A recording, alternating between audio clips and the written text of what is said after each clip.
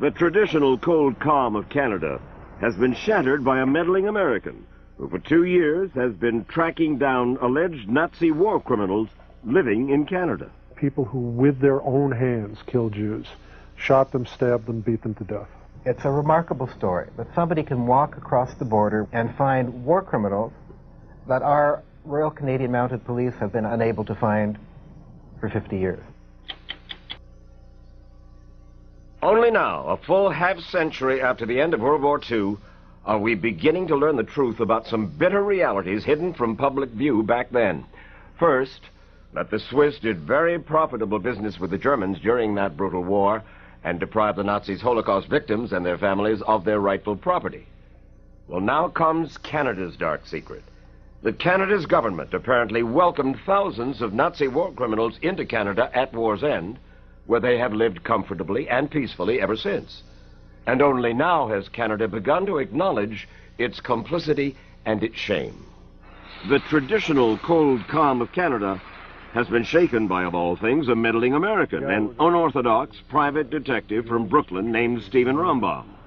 For 2 years, mostly at his own expense, he has been tracking down Canada's alleged war criminals after getting their names from the Simon Wiesenthal Center in Jerusalem. The vast majority of the people who we selected from the list of 1,000 to pursue are people who with their own hands killed Jews, shot them, stabbed them, beat them to death. Now, there are also a number of these war criminals who, while for the most part they may not have pulled the trigger, they coordinated the rounding up and the execution of thousands of Jews. How do you coordinate the rounding up and murder of thousands of Jews? If you are Antanas Kenstavicius, Yep. you are the police chief of the Svencionis region in Lithuania. You take groups of Jews about 1 kilometer away to the Jewish graveyard where a ditch has been dug. You strip them naked. You have them hold hands in groups of 10, and you shoot them in the back with rifles. How do you know all this? Because he confessed. He confessed in detail on tape. At Kenstavicius' home in Hope, British Columbia, these pictures shot by the Canadian Broadcasting Corporation, Rombaum says that he secretly recorded Kenstavicius and his wife describing how they watched the Nazis execute more than 5,000 Jewish men, women, and children.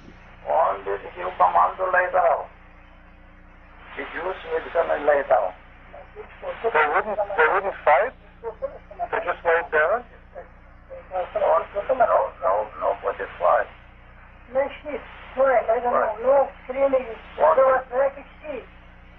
then they come into school and they pick commando. Games and they fall down. Sometimes they eat folks, and they fall in the ditch. And very matter-of-factly, he's detailing these murders.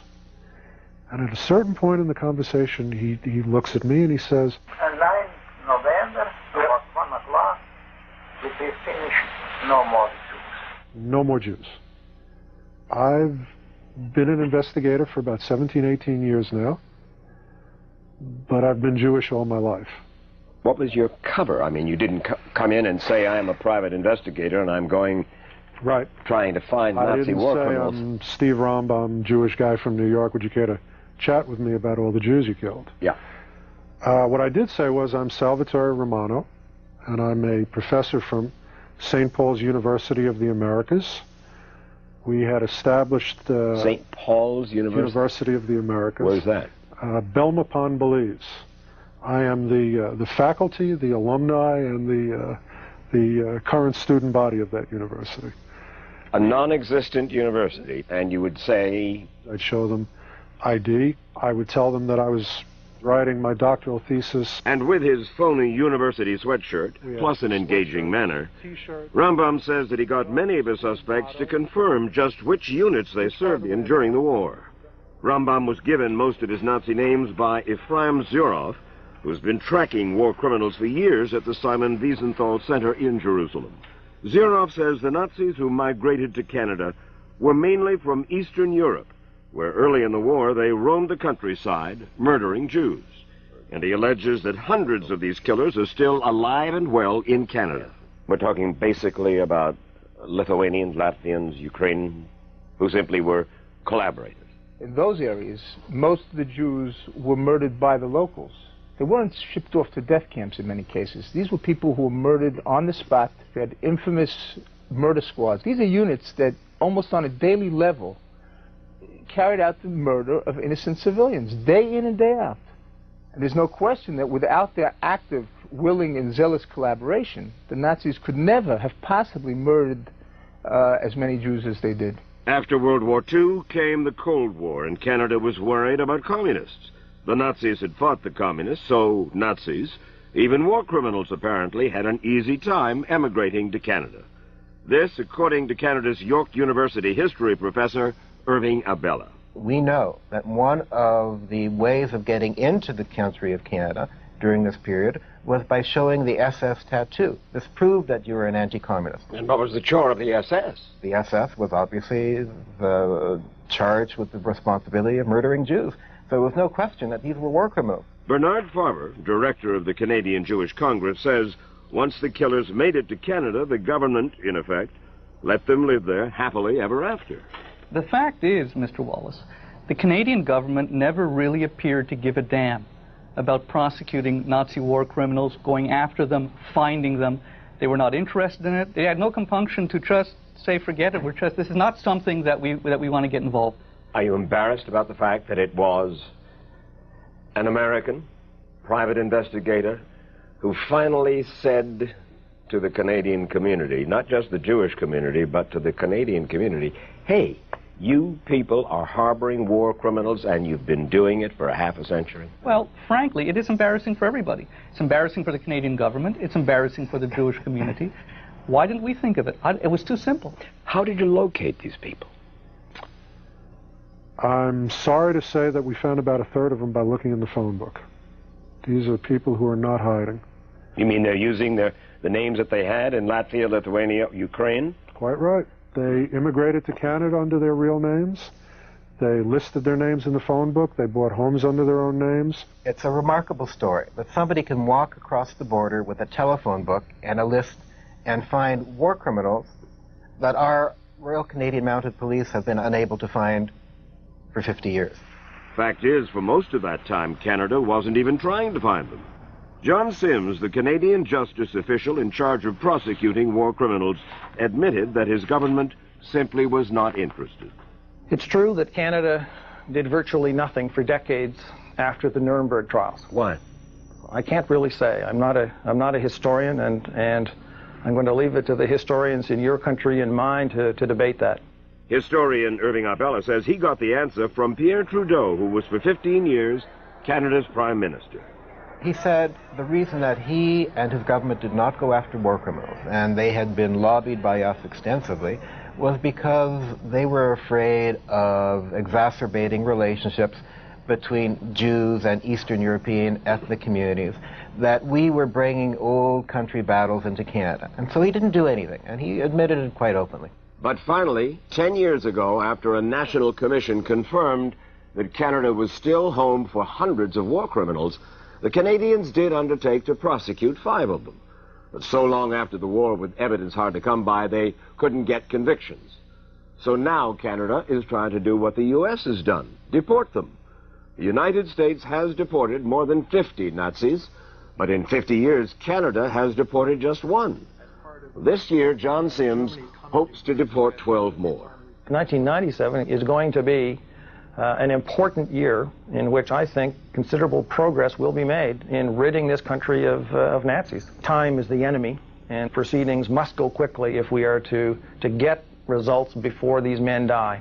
But just 11 days ago, the man Steve Rumbum taped Anatas Kenstavicius died at the age of 90. The government had planned to use Rumbum's audio tape in court. Rumbum's passion for Jewish causes landed him in prison some 20 years ago because, as a member of the Jewish Defense League protesting the Soviet treatment of Jews, he was convicted of transporting bomb-making materials across state lines. Now, because of all the publicity his revelations are receiving in Canada, alleged war criminals there are not talking anymore. Another man on the deportation list, Eric Tobias, stared out at us but wouldn't come to the door. we got a much more hostile reception at the home of an alleged death squad commander, Oscar Perot. The dog took a bite out of my coat before Perot's son Arvil tied him up. Jewish leaders claim they have eyewitness testimony and other documents that prove Perot led a Latvian murder squad. Perot calls that communist propaganda. So far, at least, he is not on the deportation list. His son insists Perot was a soldier who fought communists, not a commando who killed civilians. And if my father was guilty of something like that, or if there was anything conclusive of something like that, I would personally disown him as a father. Would you really? I would. Another alleged war criminal.